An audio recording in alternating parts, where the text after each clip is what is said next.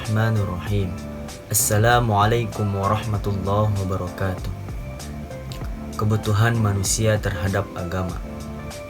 Secara naluri, manusia mengakui kekuatan dalam kehidupan ini di luar dirinya.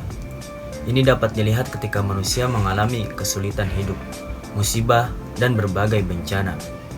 Ia mengeluh dan minta pertolongan kepada sesuatu yang serba maha, yang dapat membebaskannya dari keadaan itu.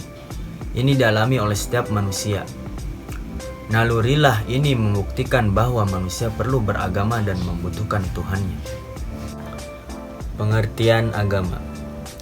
Agama adalah ajaran yang berasal dari Tuhan, atau hasil renungan manusia yang terkandung dalam kitab suci yang turun-menurun diwariskan oleh suatu generasi ke generasi, dengan tujuan untuk memberi tuntunan dan pedoman hidup bagi manusia agar mencapai kebahagiaan di dunia dan akhirat.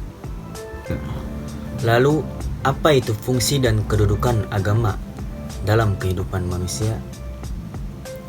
Fungsi dan kedudukan agama dalam kehidupan manusia sebagai pedoman, aturan dan undang-undang Tuhan yang harus ditaati dan mesti dijalankan dalam kehidupan. Agama sebagai way of life, sebagai pedoman hidup yang harus diberlakukan dalam segala segi kehidupan. Orang yang beragama cenderung berbuat baik sebanyak-banyaknya, dengan hartanya, tangannya, dan pikirannya.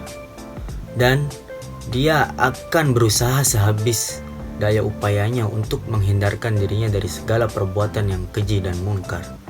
Selain itu, agama merupakan unsur mutlak dalam pembinaan karakter pribadi dan membangun kehidupan sosial yang rukun dan damai. Lanjut, latar belakang perlunya manusia beragama.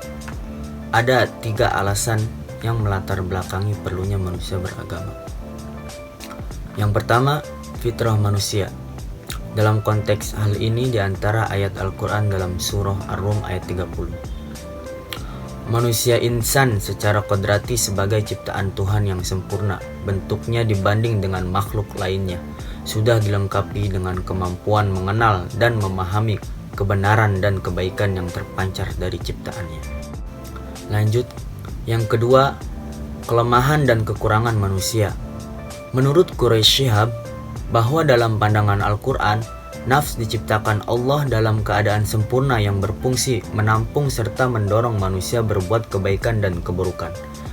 Dan karena itu, sisi dalam manusia inilah yang oleh Al-Quran dianjurkan untuk diberi perhatian lebih besar. Di antara ayat yang menjelaskan hal ini terdapat dalam surah Asy-Syams ayat 7-8, bahwa demi nafs serta penyempurnaan ciptaan, Allah mengilhamkan kepada kefasikan dan ketakwaan. Baik, yang ketiga, tantangan manusia. Faktor lain yang menyebabkan manusia memerlukan agama karena manusia dalam kehidupannya menghadapi berbagai tantangan, baik yang datang dari dalam maupun yang dari luar. Tantangan dari dalam dapat berupa dorongan hawa nafsu dan bisikan syaitan.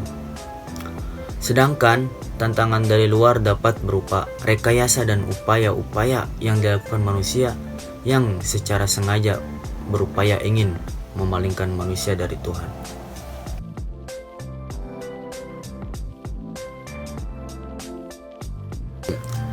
Baik, dapat saya simpulkan materi yang tadi saya jelaskan, bahwa agama sangat berguna dan mempunyai fungsi yang sangat penting dalam kehidupan manusia, yaitu agama merupakan unsur mutlak dalam pembinaan karakter pribadi dan membangun kehidupan sosial yang rukun dan damai, mendidik agar memiliki jiwa yang tenang, membebaskan dari belenggu perbudakan, berani menegakkan kebenaran, memiliki moral yang terpuji, dan agama dapat mengangkat derajat manusia yang lebih tinggi dari makhluk Tuhan yang lain.